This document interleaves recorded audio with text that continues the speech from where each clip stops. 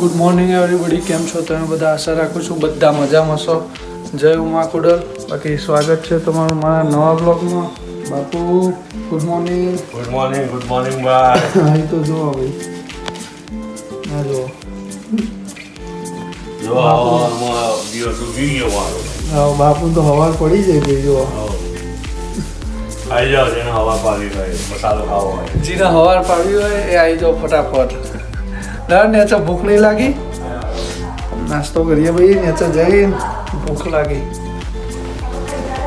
હાડો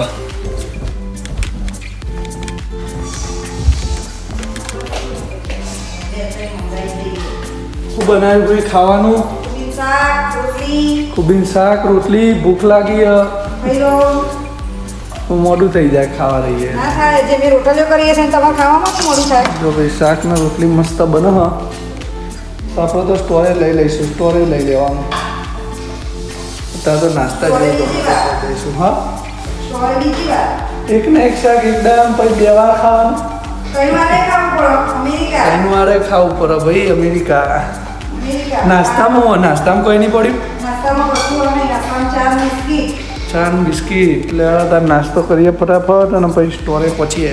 મળીએ સ્ટોરે જઈને. એ બપોરના 3 વાગી ગયા. જો આપણે ખાઈ પી મસ્ત બેઠા ના જુઓ. જો શું કરી લ્યા ગેમર હું આખો દાર આ ધંધો અત્યારે બીજો કોઈ ધંધો જ નહીં. બાકી કાકી જો હું બનાવો. કાકી હું બનાવો હો છાસના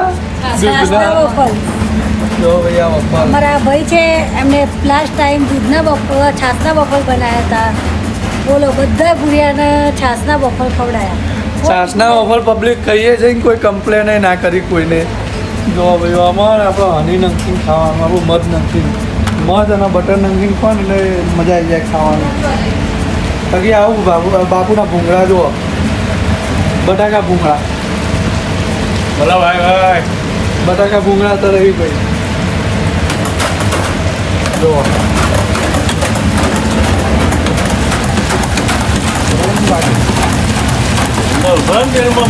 મજા. હા, બટાકા ભૂંગળા ખાવા હોય તો આવી જવું બિંદાસ. ખવડાવી દઈશું. ના ભાવ ડીશનો છૂટો ઘા કરવાનો. હા, આ તો થોડું સ્લો એટલે બહુ ફોન ધીમે ધીમે ચાલે રાખો. ભૂંગળાના ભાવ તો ડીશનો છૂટો ઘા કરવાનો તમતાર ભાવ છે. બાપુના હાથના ભૂંગળા તો બાપુ ભાઈ આપણા ઘરની ડુપ્લિકેટ ઘી બનાવવા આવી ગયા. કારણ કે ઘરમાં હવે એને સ્કૂલે જશે એટલે બીજી ચાવી તો જોવો જ છે. તો 3-4 બનાવડાવી દઈશું એટલે એવું ચાલી જાય. અહીંયા તો ભાઈ ચાવીઓ જોવા જ એક્સ્ટ્રા, ગમે તો કોઈ ઘેર હોય ના હોય. જો બાકી વેધર તો અત્યારે વિન્ટરનું વેધર હે ને એકદમ જોરદાર હોય. ઠંડી હાડે એટલી જ પડે. જોડે ને જોડે હાર્ડવેર શોપ હોતું.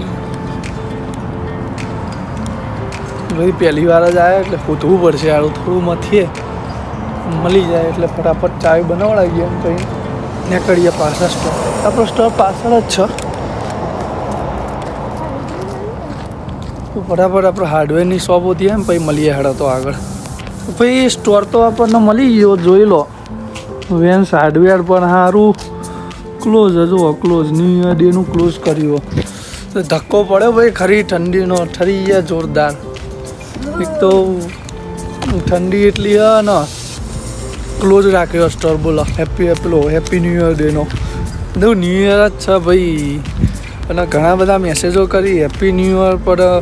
એમની સ્ટોરીઓ મેં મેન્શન બેક નહીં આલી કે રિપ્લાય નહીં આલે. રિપ્લાય આપ્યો પણ એમાં જય શ્રી કૃષ્ણ જય શ્રી રામ લખ્યું.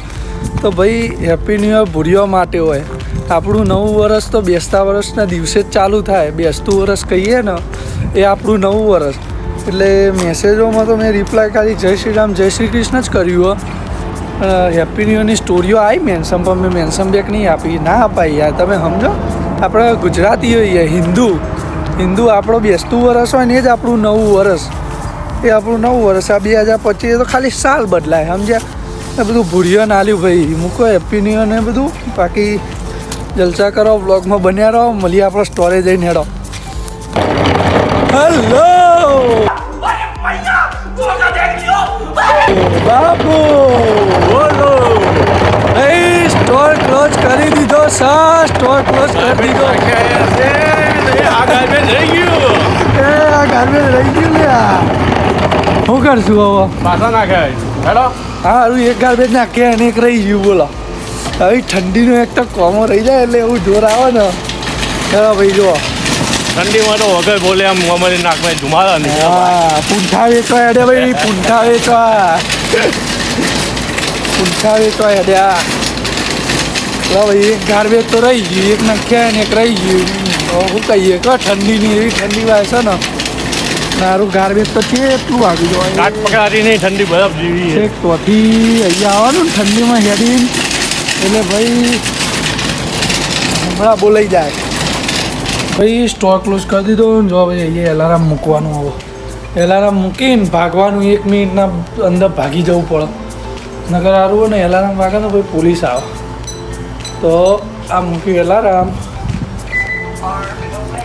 હવે ભાગવું પડે લાઇટો બંધ કરીને લેડો ઘેર જઈને મળ્યા લેડો ભાઈ આપણે ઘેર આવી ગયા આજના વ્લોગમાં આટલું જ બાકી મળે આપણે બીજા વ્લોગમાં વ્લોગ ગમે હોય તો લાઈક કરો શેર કરો અને ચેનલને સબસ્ક્રાઈબ કરવાનું ભૂલતા નહીં ચેનલમાં બન્યા રહેજો બાકી મળે આપણે બીજા વ્લોગમાં ઓકે જય ઉમા ખોડલ જય મોગલમાં જય શ્રી રામ બાય